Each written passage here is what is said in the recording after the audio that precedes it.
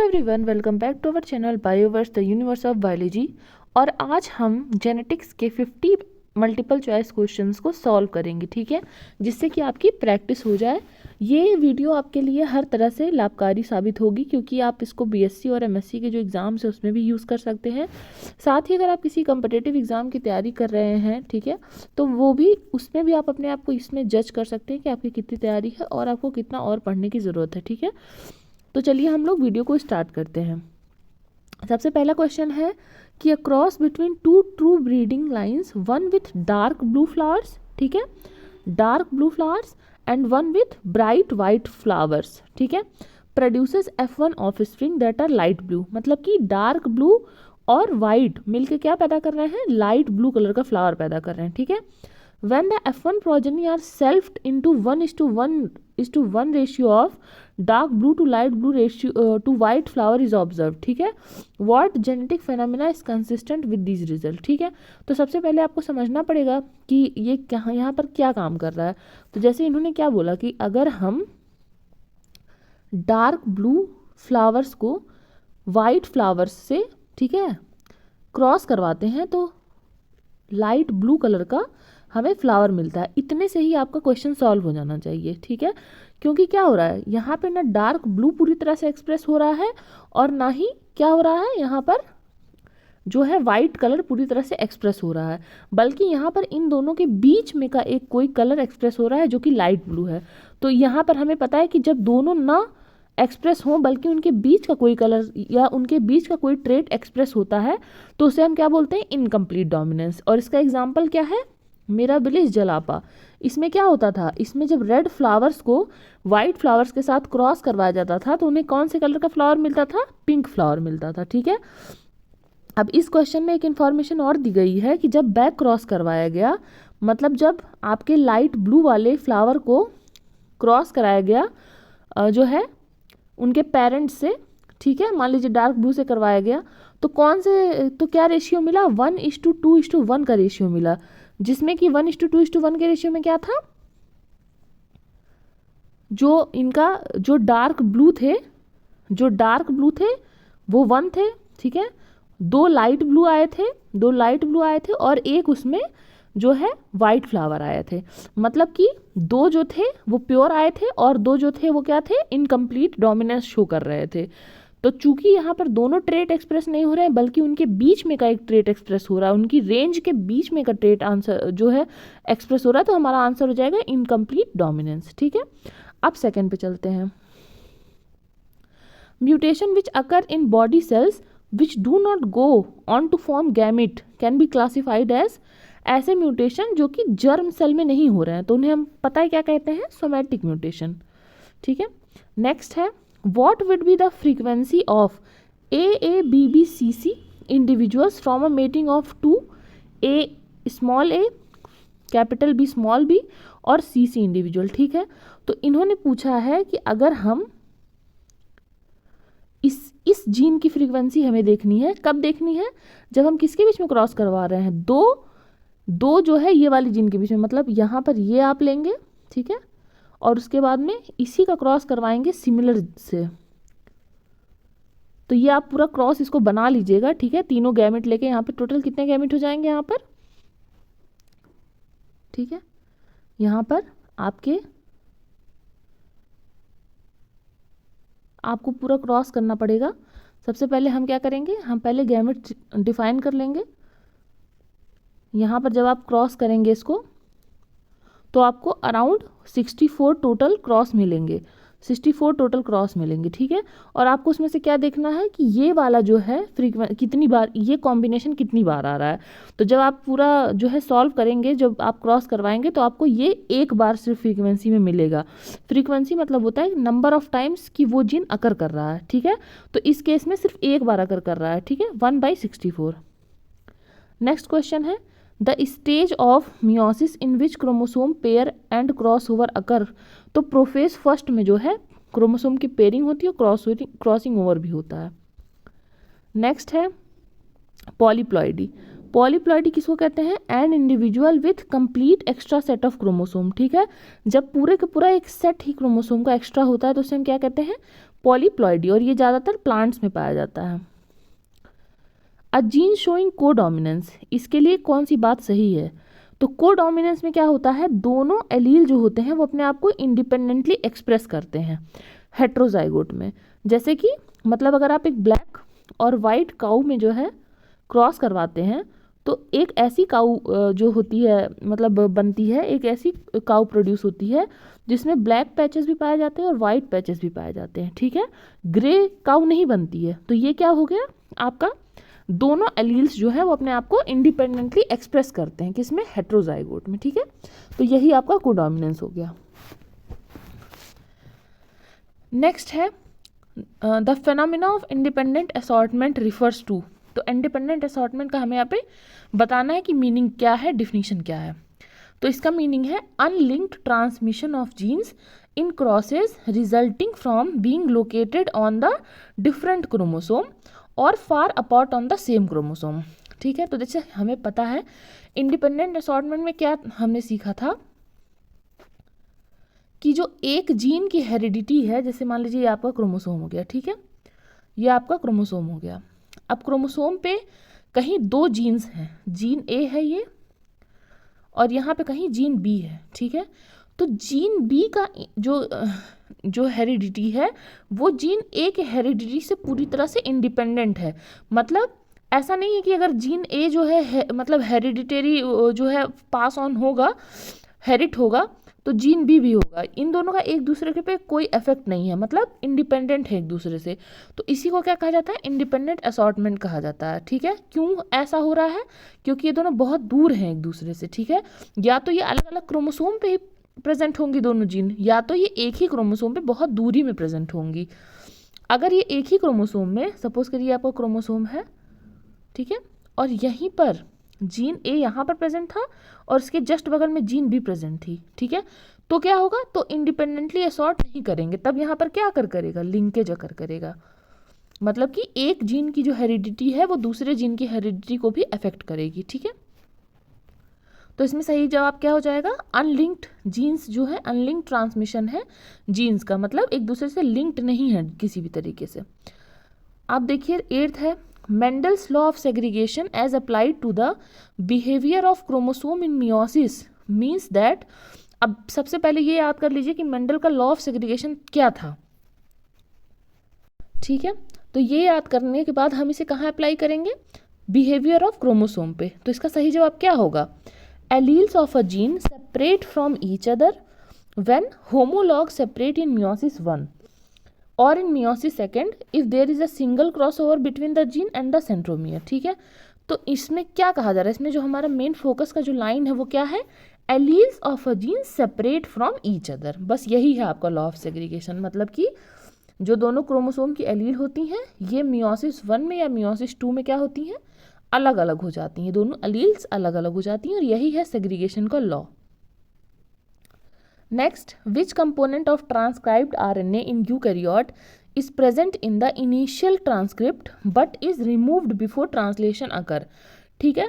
तो हम सबको पता है कि जो डीएनए होता है, ठीक है, वो एक्सॉन और एंट्रॉन दोनों का मिलकर बना होता है, ठीक है, एक्सॉन और इंट्रॉन दोनों का मिलकर बना होता है। जो इन्फॉर्मेशन होती है प्रोटीन कोडिंग की वो कहाँ प्रेजेंट होती है, जीन की इन्फॉर्मेशन एक्सॉन पे प्रेजेंट होती है, और इंट्रॉन जो होता है वो अभी तक इसका एग्जैक्ट फंक्शन नहीं समझ में आया है, रिसर्च चल रही है, ठीक है। तो इंट्रॉन क्या होता है, एक्स्ट्रा पार्ट होता है, इसको क्या कर दिया जाता है, रिमूव कर दिया जाता है। तो इसमें सही जवाब क्या होगा, इंट्रॉन होगा, क्योंकि आरएनए के बाद जब प्रोटीन बनने वाला होता है तभी इंट्रॉन को हटाया जाता है, या उसी को आरएनए प्रोसेसिंग भी कही जाती है, ठीक है। फिर क्या है, choose the correct statement about genetic code, ठीक है, जेनेटिक कोड के बारे में सही जवाब बताइए। 61 कोडॉन होते हैं अमाइनो एसिड के लिए और 3 स्टॉप कोडॉन होते हैं, सही बात है, टोटल 64। फिर यूनिवर्सल होते हैं और सब में सेम होते हैं, ये भी बात सही है। 3 होते हैं पर कोडॉन, मतलब एक कोडॉन 3 बेसिस का बना होता है, ये भी बात करेक्ट है। और some amino acid are coded by multiple codon, तो मतलब एक से ज़्यादा कोडॉन क्या करते हैं, एक ही अमाइनो एसिड को कभी कभी कोड करते हैं, तो ये भी बात सही है। तो इसलिए इसमें ऑल ऑफ द अबव हो जाएगा। नेक्स्ट क्वेश्चन देखते हैं, एक्स क्रोमोसोम इनएक्टिवेशन क्या करता है। तो इसका सही जवाब है results in genetically turning of one of the 2 x chromosome in female mammal. अगर एक्स क्रोम इनएक्टिवेशन क्या होता है, एक एक्स क्रोमोसोम जो होता है फीमेल्स में क्या हो जाता है, टर्न ऑफ हो जाता है जेनेटिकली, ठीक है, यही है एक्स क्रोमोसोम का इनएक्टिवेशन। अब जैसे इसमें दिया है, इसमें कई सारे ऑप्शंस दिए हैं तो उसको भी एक बार पढ़ लेते हैं। दिया है normally takes place in males but not in females, तो ये बात गलत है, क्योंकि अगर एक ही एक्स क्रोमोसोम है और वो भी आप टर्न ऑफ कर देंगे तो मेल कैसे फंक्शन करेगा, मेल कैसे प्रोड्यूस होगा, ठीक है। दूसरा दिया है is the cause of Y chromosome being genetically inactive. जब नाम है एक्स क्रोमोसोम इनएक्टिवेशन तो वाई क्रोमोसोम को कैसे इनएक्टिव कर देगा, ठीक है, तो इसलिए ये भी गलत हो गया। तीसरा क्या है, takes place in human so that the same X chromosome is inactive in all of the cells of a female, ठीक है, तो ये भी बात गलत है, सिर्फ एक को करता है, सबको नहीं करता है, ठीक है। और उसके बाद में occurs in fruit flies but not in mammals, ये भी बात गलत है, क्योंकि ये मैमल में ही अकर करता है, फीमेल मैमल्स में जो है अकर करता है। नेक्स्ट क्वेश्चन है डीएनए लाइगेज। डीएनए लाइगेज क्या है, सिंपल आंसर है, एक एंजाइम है जो कि टूटे फूटे डीएनए को जो है जोड़ती है एक दूसरे से, ठीक है, मतलब डीएनए फ्रेगमेंट्स को जोड़ती है रेप्लिकेशन के टाइम भी, और अगर आप ऐसे भी मतलब रिपेयर के टाइम भी जोड़ना चाहें तो डीएनए लाइगेज का ही इस्तेमाल किया जाता है। Next is an HFR strain of E coli contains. HFR strain में ऐसा क्या होता है, तो HFR स्ट्रेन में जो होता है एफ फैक्टर इंसर्टेड होता है। जो HFR स्ट्रेन होता है ई कोलाई का, उसमें हमने एफ फैक्टर को इंसर्ट करके रखा होता है, ठीक है।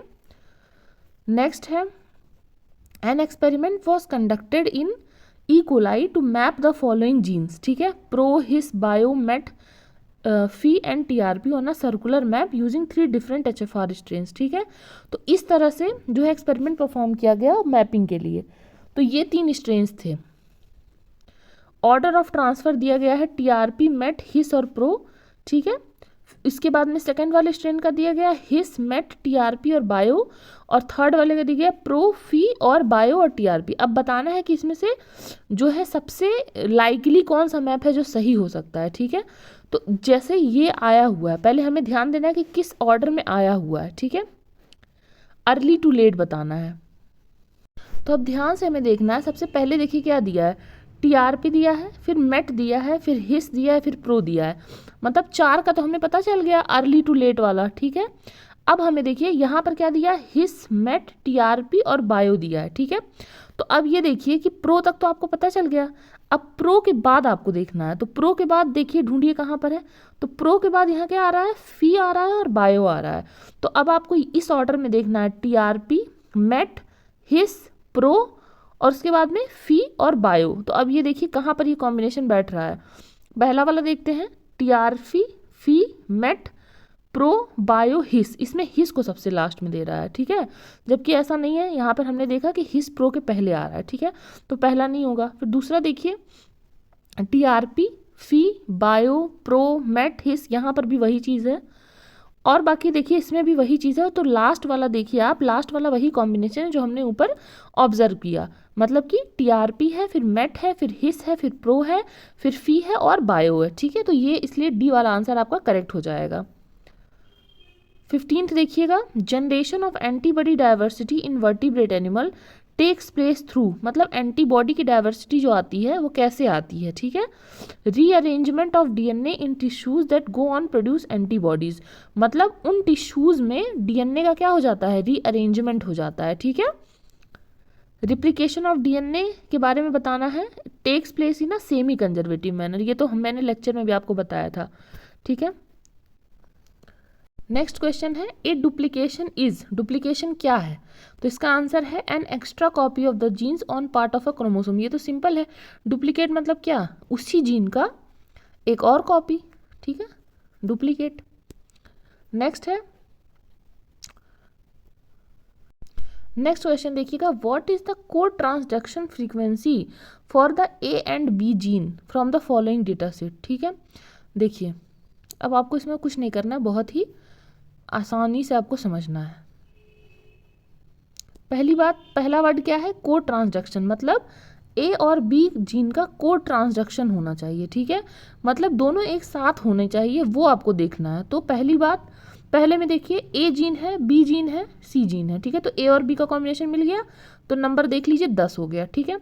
फिर सेकंड देखिए, सेकंड में ए भी है, बी भी है, सी नहीं है, तो हमें बस ए और बी का कॉम्बिनेशन चाहिए, तो सेकंड भी हो गया तो 30, तो 10 + 30, ठीक है। अभी तक हमारे पास इतना ट्रांसडक्शन, कोड ट्रांसडक्शन ए और बी का मिला। अब थर्ड में देखिए ए है लेकिन बी नहीं है, सी भी है, तो इसको हम नहीं गिनेंगे क्योंकि हमें क्या गिनना था, हमें गिनना था cotransduction frequency of A and B, मतलब कितने नंबर में ए और बी जीन एक साथ ट्रांसड्यूस हो रहे हैं, तो कितना हुआ। अब लास्ट वाला देख लीजिए, ए है इसमें, इसमें बी नहीं है, तो इसलिए हम फर्स्ट और सेकंड को लेंगे जो कि मिला के कितने हो जाएंगे 40, तो फ्रीक्वेंसी क्या हो जाएगी 40, ठीक है।